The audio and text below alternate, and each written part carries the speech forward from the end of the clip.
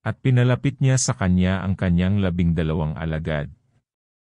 At binigyan niya sila ng kapamahalaan, laban sa mga karumal-dumal na espiritu, upang mapalabas nila, at upang kanilang mapagaling ang lahat ng sari-saring sakit, at ang lahat ng sari-saring karamdaman. Ang mga pangalan nga ng 12 apostol ay ito. Ang una ay si Simon na tinatawag na Pedro, at si Andres na kanyang kapatid. Si Santiago na anak ni Zebedeo, at ang kanyang kapatid na si Juan.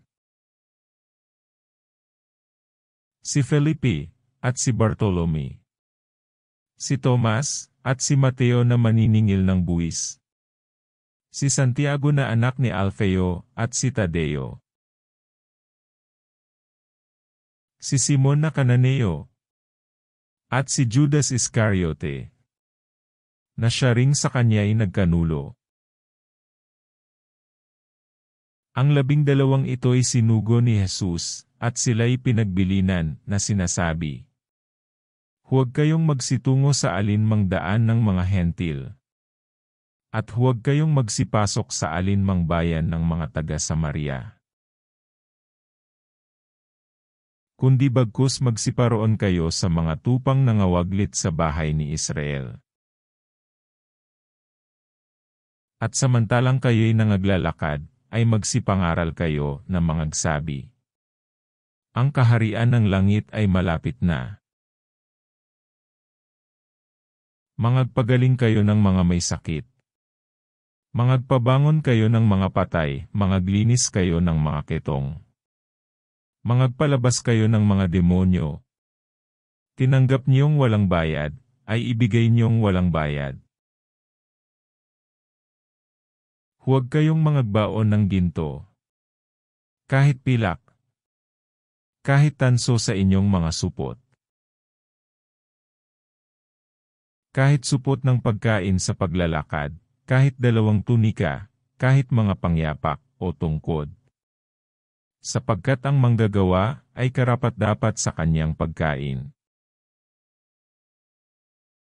At sa alinmang bayan o nayon na inyong pasukin, siyasatin niyo kung sino roon ang karapat-dapat. At magsitahan kayo roon hanggang sa kayo'y magsialis. At pagpasok niyo sa bahay, ay batiin niyo ito. At kung karapat-dapat ang bahay, ay dumuon ang inyong kapayapaan. Datapwat kung hindi karapat-dapat, ay mabalik sa inyo ang kapayapaan ninyo.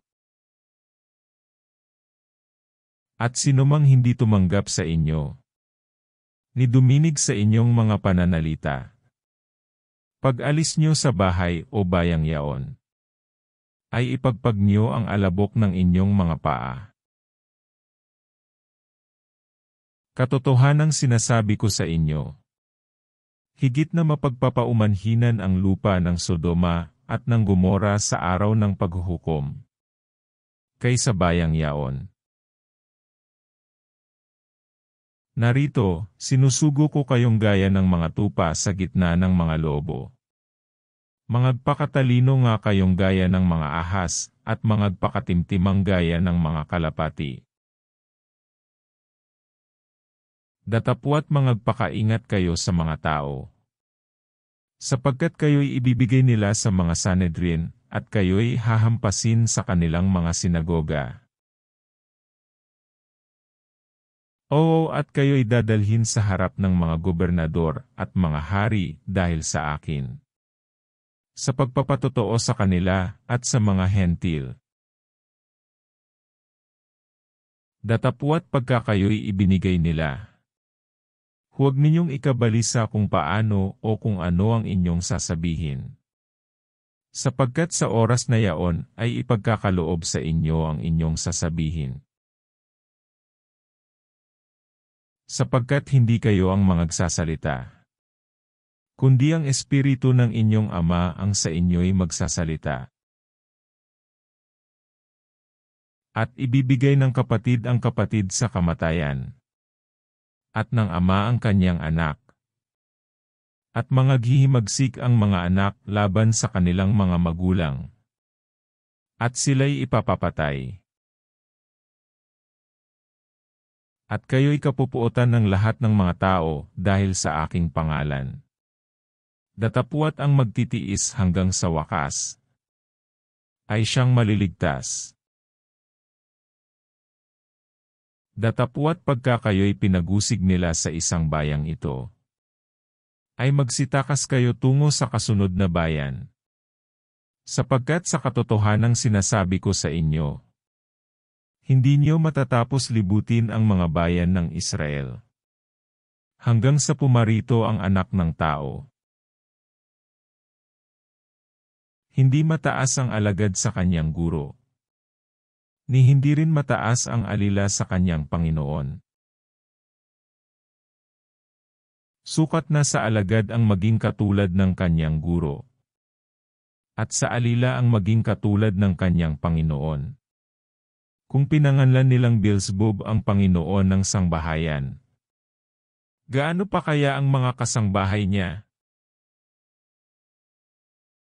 Huwag nga niyo silang katakutan, sapagkat walang bagay na natatakpan na hindi mahahayag, at natatago na hindi malalaman. Ang sinasabi ko sa inyo sa kadiliman, ay sabihin niyo sa kaliwanagan.